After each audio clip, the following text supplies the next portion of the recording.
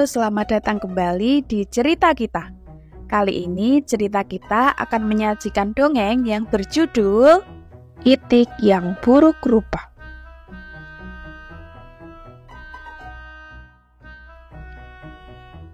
Pada suatu musim panas yang cerah, terdapat induk itik yang sedang mengerami kelima telurnya di bawah pohon. Tiba-tiba, ia menyadari bahwa salah satu telurnya berbeda dari telur yang lain. Telur itu tampak lebih besar dan berbeda warna. Meskipun sedikit khawatir, ia tetap menunggu mereka untuk menetas. Kemudian, satu demi satu telur itik mulai menetas.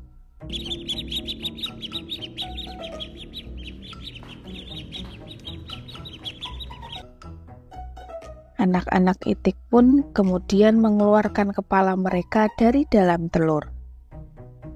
Dari kelima telur yang ada, 4 telur telah menetas sempurna, kecuali 1 telur. Oh, anak-anakku yang manis, aku sungguh induk yang beruntung. Tapi apa yang terjadi dengan telur yang satu ini? Kenapa tak kunjung menetas? Tanya induk itik. Induk itik mulai merasa khawatir. Ia terus saja melihat telur yang belum menetas itu. Kemudian, induk itik tersebut mulai duduk di atas telur yang belum menetas. Dan ia memberikan semua kehangatannya. Ini akan menjadi anak itik yang sangat manis. Karena telur ini membutuhkan waktu yang lama untuk menetas, harap induk itik. Setelah beberapa lama, telur akhirnya pun menetas.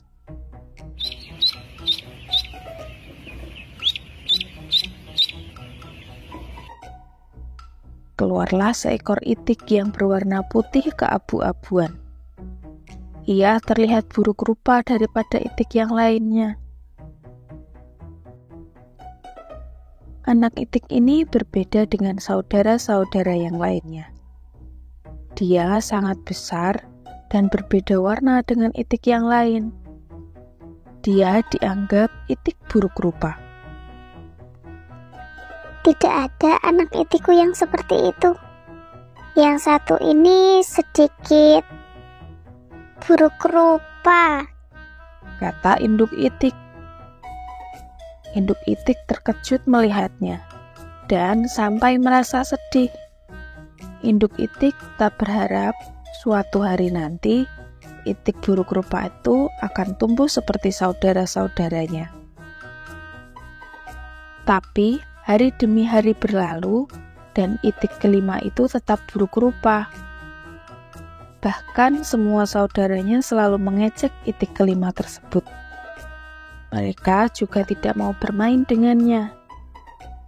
Ia tumbuh dengan warna bulu yang berbeda dari yang lainnya, dan ukurannya pun lebih cepat. Kau itu itik buruk rupa, jangan dekat-dekat dengan kami, kata itik pertama. Lihatlah itik kecil yang buruk rupa ini, ejek itik kedua. Ya, pergi kau begitu buruk rupa, ujar itik ketiga. Kami tidak akan bermain dengan kamu, dasar itik buruk rupa, ujar itik keempat. Mereka kemudian menertawainya. Anak itik buruk rupa ini kemudian memutuskan untuk meninggalkan keluarganya dan pergi ke dalam hutan. Ia kemudian berkelana sendiri di tengah hutan. Saat itu cuaca sedang sangat dingin. Ia tertidur di hutan sendirian, tanpa ada kehangatan dari saudara-saudaranya dan juga ibunya. Anak itik ini mulai merasa sedih dan menggigil kedinginan.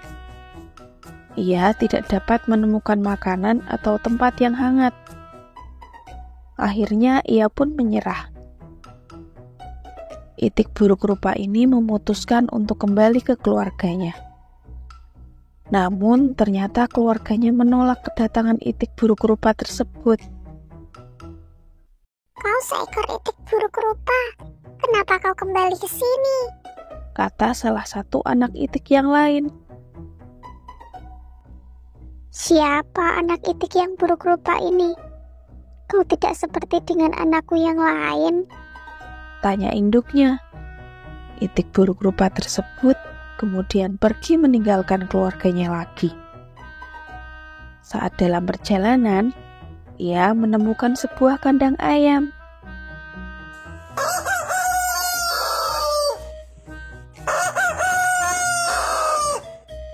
Ia berpikir untuk bergabung dengan ayam-ayam yang ada di sana. Tapi berbeda dengan harapannya, ternyata anak-anak ayam yang ada di sana mematukinya dengan paruh, sehingga ia tidak diperbolehkan untuk bergabung di sana. Itik pun segera pergi meninggalkan ayam-ayam tersebut. Sambil terus berjalan menyusuri hutan, itik buruk rupa ini kemudian berjumpa dengan seekor anjing. Itik sempat berpikir bahwa ia akan mencoba mendekati anjing tersebut. Barangkali anjing tersebut dapat diajak berteman dengannya. Perlahan itik itu mendekatinya. Anjing itu melihatnya dan menggonggong dengan keras.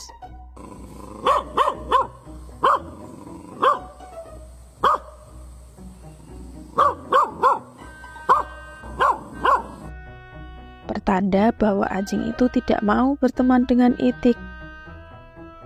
Anjing pun segera pergi meninggalkan sang itik sendirian. Anak itik tersebut berpikir sendiri, "Aku sangat buruk rupa, bahkan anjing itu tidak mau denganku," kata itik yang bersedih. Itik ini kemudian berjalan menyusuri ke dalam hutan lagi. Dan di sana sang itik bertemu dengan Pak Tani. Pak Tani tersebut sangat menyukai itik buruk rupa dan membawanya pulang untuk bertemu istri dan anaknya. Pak Tani dan keluarganya sangat menyukai itik tersebut. Tapi sayangnya, di sana itik buruk rupa bertemu dengan seekor kucing peliharaan keluarga Pak Tani.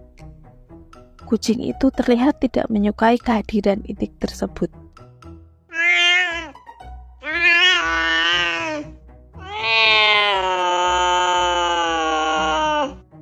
Mereka mulai bertengkar, sehingga itik memutuskan pergi dari rumah tersebut.